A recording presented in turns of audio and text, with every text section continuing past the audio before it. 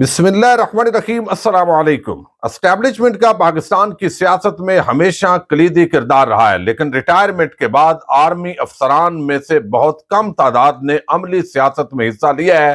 اگر کسی جماعت کو جوائن کیا ہے یا کوئی جماعت نہیں بنائی ہے تو اس میں کوئی بڑی کامیابی نہیں حاصل کر پائے۔ جنرل فیض حمید نے ریٹائرمنٹ کے بعد ایک سیاسی اکٹھ میں شرکت کی، اس کے بعد 6 مغویوں نے جنم لیا اور کس پارٹی کے اندر ان کی شمولیت ہو رہی ہے، بالآخر انہوں نے خود سب کچھ بتا دیا ہے۔ اس کی تفصیل میں آپ کے سامنے رکھوں گا۔ لندن کے اندر ایک بڑی ڈیولپمنٹ ہوئی ہے۔ نواز شریف اور مریم نواز کے خلاف مقدمہ درج کروانے کی درخواست میں پیش رفت سامنے آئی ہے۔ پولیس کو کچھ ثبوت فراہم کیے گئے ہیں، اس کی تفصیل بھی آپ کے سامنے رکھنی ہے۔ اور بلاول نے شہباز شریف پر بڑا حملہ کیا ہے اور ایک انٹرنیشنل رسوائی سمیٹی ہے۔ یہ کیا معاملہ ہے، اس پر بھی ہم بات کریں گے۔ لیکن آج 16 دسمبر 2022 ہے۔ آج سے 8 سال پہلے آرمی پبلک سکول پر جس طرح دہشت گردوں نے حملہ کیا اور وہ ایک بڑا اندوناک واقعہ تھا، اور پھر ایک قیامت صغریٰ بپا ہوئی اور ہم نے دیکھا 147 جو لوگ ہیں وہ اس کے اندر شہید ہوئے۔ 122 طلباء کی تعداد تھی اور اوپر جو ہے وہ ٹوٹل تعداد جو عملے اور اساتذہ کو ملا کر 147 تھی۔ 6 دہشت گردوں کو موقع پر جو ہے وہ ہلاک کر دیا سیکورٹی فورسز نے، اور 6 لوگوں کو بعد ازاں سزائے موت سنائی گئی۔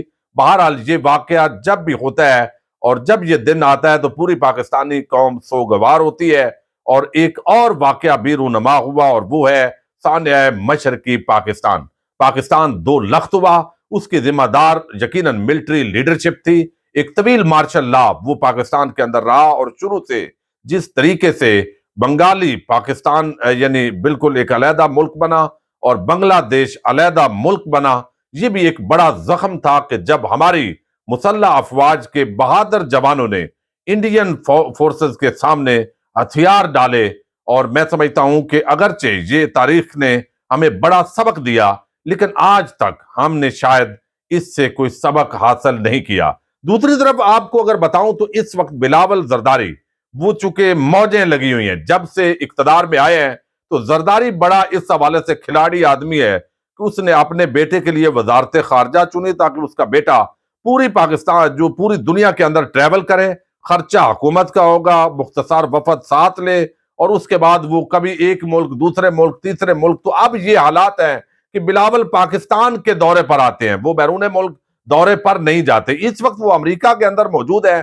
تقریباً 2 ارب روپے کے قریب جو رقم ہے وہ بلاول کے ان دوروں کی نظر ہو گئی ہے، اور حاصل اصول اس کا جو ہے وہ پوری پاکستانی قوم دیکھ رہی ہے۔ کچھ بھی اس کے اندر سے ملا نہیں ہے، لیکن یہ ظاہر ہے ایک انٹرنشپ ہو رہی ہے مستقبل کے لیے بلاول صاحب کی قوم کے پیسے سے۔ یہ انٹرنشپ یقیناً بہت مہنگی ہے، لیکن ان کے لیے بدماشی اور اشرافیہ نے جب ظاہر ہے عمران خان کا تختہ الٹا ہے تو انہوں نے آپس میں بندر بانٹ تو کرنی ہے۔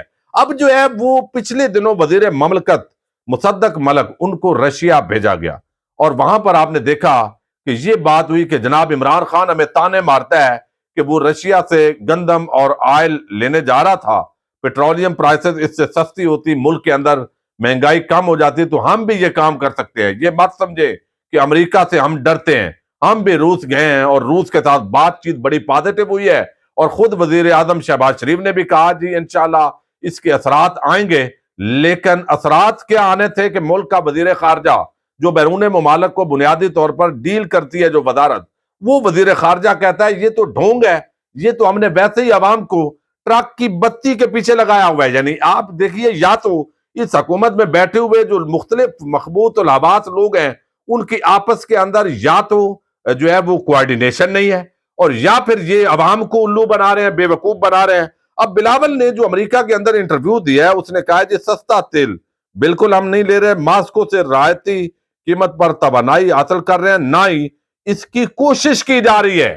یعنی بلاول اس کے اندر اب شہباز شریف جھوٹا ہے، مصدق ملک جھوٹا ہے، یا بلاول جھوٹا ہے؟ ایک تو یہ حکومت کو بتانا چاہیے، کیونکہ ان کے اندر اتنی شاید یہ تاڑی نہیں ہے کہ یہ کر سکے۔ اور پھر انہوں نے کہا جی ہمارے پاس وہ مشینری نہیں ہے جس سے ہم یہ پیٹرول جو ہے یا آئل وہ صاف کر سکیں۔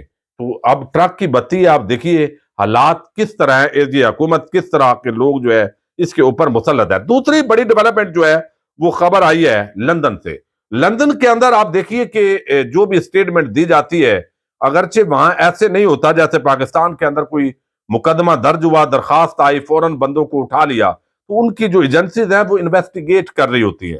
اور تسنیم حیدر نے وہاں پر جو جا کر درخواست دی کہ نواز شریف نے میرے سامنے یہ بات کی، مجھ سے رابطہ کیا گیا ناصر بٹ کے تھرو، اور کہا گیا کہ جناب وہاں پر عمران خان پر قاتلانہ حملہ کرنا ہے، ارشد شریف پر کینیا کے اندر حملہ کرنا ہے، تو میں نے حامی نہیں بھری، تو پھر انہوں نے بتایا ہمارا بندوبست ہو گیا ہے۔ اب یہ بیان جھوٹا ہے، سچا ہے، لیکن برطانیہ کے اندر دیا گیا، تو وہاں کی جو ایجنسیز ہیں انہوں نے اس کو انویسٹیگیٹ کرنا ہے۔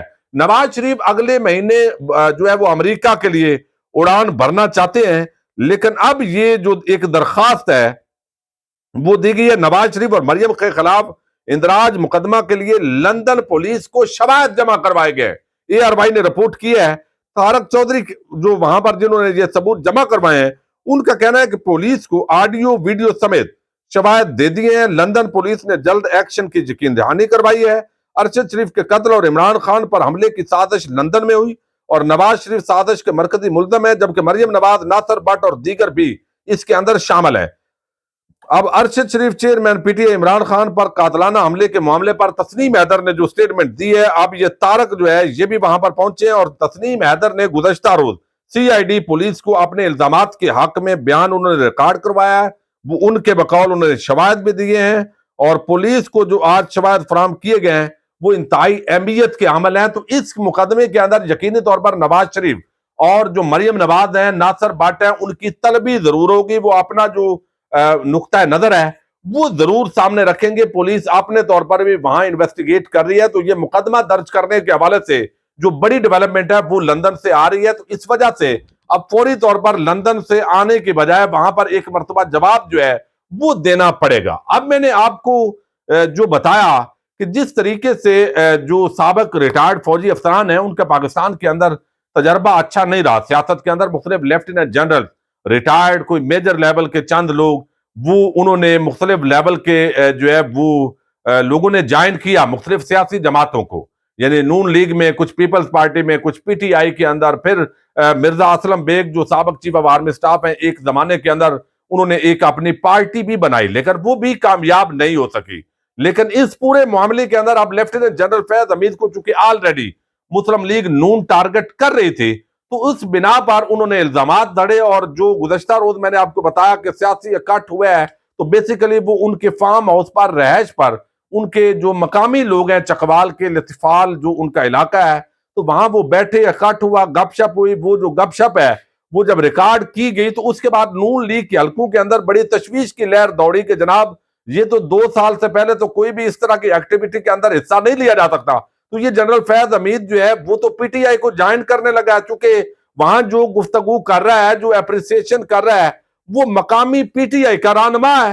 اس بنیاد پر کہا گیا کہ وہ تحریک انصاف کو جوائن کرنے لگے ہیں۔ لیکن اب لیفٹیننٹ جنرل ریٹائرڈ فیض حمید نے خود اپنی چونکہ آفیشیل سٹیٹمنٹ جاری کی، اور پھر جو نون لیگ کے کچھ لوگوں کا خیال تھا کہ عمران خان جو ہے وہ ہٹے گا، پھر جنرل فیض حمید پارٹی کو ٹیک اوور کر لے گا، اور عمران خان اتنا بچہ ہے اور لوگ اس کے جو فالورز ہیں وہ اتنے کچے ہیں کہ کوئی بھی آئے گا اور وہ پارٹی کو خواہ مخواہ ٹیک اوور کر لے گا، اور وہ ایک نظریے اور فکر پر، چونکہ جنرل فیض حمید پر پی ٹی آئی کے لوگوں کو بھی بڑے گلے شکوے ہیں، یعنی نون لیگ والوں نے تو ان کو آرمی چیف کے دور سے شاید اس بنا پر جو ہے وہ آؤٹ کیا کہ وہ اس وقت ان کی ذمہ داری تھی۔ اور ایک بات طے ہے، یہ نہیں ہے کہ جنرل باجوہ صاحب کو علم نہ ہو، تو یہ جو بھی پالیسی ہوتی ہے یہ ادارے کی پالیسی ہوتی ہے۔ ہم یہ بعض اوقات غلط جو ہے پرسیپشن بنا رہے ہوتے ہیں کہ یہ بندہ باجوہ صاحب تو اچھے ہیں، فیض حمید برا ہے، یا فیض حمید اچھا ہے اور باجوہ صاحب برے ہیں۔ یہ چیزیں، یہ ڈبل گیم اس عوام کے ساتھ چلتی رہتی ہے، اور ہم ہمیشہ کنفیوز رہتے ہیں۔ اب یہ جو وضاحت ہے وہ آئی ہے جی جنرل فیض حمید کی، لہذا میں سمجھتا ہوں ایک تو 2 سال سے پہلے آئینی طور پر کوئی بھی ریٹائرڈ اس طرح کا افسر وہ سیاست میں آ نہیں سکتا، وہ پابندی ہے۔ لیکن انہوں نے بتایا کہ وہاں چونکہ پارٹی تھی، انہوں نے کہا کہ وہ کبھی، یعنی 2 سال کے بعد بھی وہ سیاست میں حصہ نہیں لیں گے، یعنی کوئی پی ٹی آئی کو وہ جوائن نہیں کر رہے، نہ کوئی نون لیگ میں، ویسے ہی ان کے لیے گنجائش نہیں ہے تو کسی پارٹی میں نہیں جا رہے، باقی خاندان کے لوگ ان کے پی ٹی آئی کے ساتھ ویسے ہیں۔ انہوں نے کہا کہ سیاست میں ان کی شمولیت کے حوالے سے باتیں بالکل غلط ہیں. 2 سال کی پابندی کے بعد بھی میں سیاست کا حصہ بنوں گا اور نہ ہی اس کے بعد، یعنی نہ پہلے بنوں گا اور نہ بعد میں بنوں گا. لہذا سوشل میڈیا پر جو ویڈیو وائرل ہوئی ہے وہ آبائی گاؤں چکوال میں ایک عوامی اجتماع میں شرکت کی ہے. اجتماع میں ایک نامعلوم شخص نے جو ہے وہ یہ بات کی ہے، حالانکہ وہ پی ٹی آئی سے ان کا تعلق ہے. سیاست میں شرکت کی دعوت دی تھی اور کہا تھا کہ ترقی کے لیے آپ نے بڑا عام کردار ادا کیا ہے. تو جنرل فیض حمید نے واضح کر دیا ہے کہ بھئی پارٹی میں کس میں شامل ہونا ہے، یہ بحث جو ہو رہی ہے یہ نہ کیجیے. میں تو ویسے ہی ایک تقریب میں گیا اور وہاں پر انہوں نے جو ایک آرمی افیسر کے حوالے سے اپریسیشن لوگوں نے کی، اس دوران ایک سیاسی بات بھی ہو گئی اور اس کی بنیاد پر کہا گیا کہ شاید میں ایکٹیو ہونے جا رہا ہوں. تو یہ بالکل ایسا نہیں ہے. تو ایک موجودہ حکومت کے جو لوگ ہیں انہوں نے تو جنرل فیض حمید کو ولن بنا کر پیش کی ہے، لیکن پی ٹی آئی جو ہے ان کو بھی شکوہ ہے کہ جو احتساب نہیں ہوا، یعنی جو عمران خان کہتے ہیں کہ احتساب نہیں ہونے دیا گیا، اس کے اندر بھی چونکہ ادارہ کے اندر جو لوگ تھے وہ ایک پیج پر تھے. تو قومی چوروں، ڈاکوؤں، لٹیروں کا جو زرداری اور شریف مافیا آج مسلط ہیں، ان کے جو جعلی بینک اکاؤنٹس کا آصف زرداری کے بہت بڑا ایک میگا کرپشن کا سکینڈل تھا، اس کے اندر بالکل واضح ثبوت موجود تھے لیکن نہیں ہوئے. اور اب نیب اپنی ہے، ایف آئی اے اپنی ہے، لہذا ملک بھی اپنا ہے اور عوام خواہ مخواہ اس کے اندر موجود ہے. تو یہ کوئی اس طرح کی فیض حمید صاحب نے تردید کر دی ہے. اجازت دیجیے گا. اللہ حافظ.